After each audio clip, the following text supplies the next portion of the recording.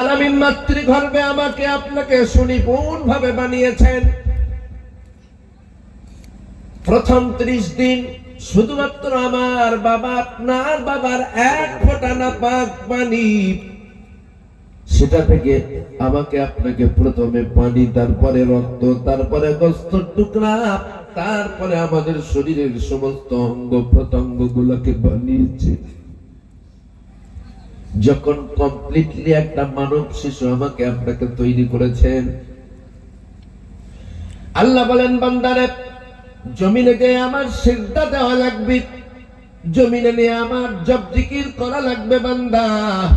তাই মাতৃগর্ভে 3 মাস তুই রুকুতে থাক, রুকুর তাসবিহ পাঠ করতে থাক কন্টিনিউ।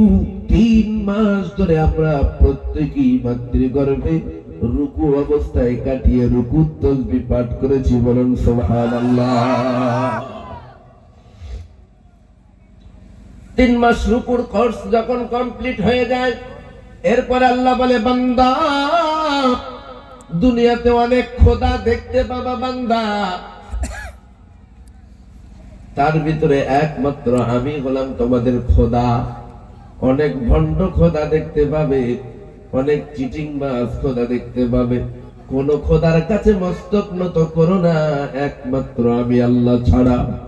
এই জন্য তোমাকে মাতৃগর্ভে 3 মাস সিজদার ট্রেনিং দিলাম কন্টিনিউ।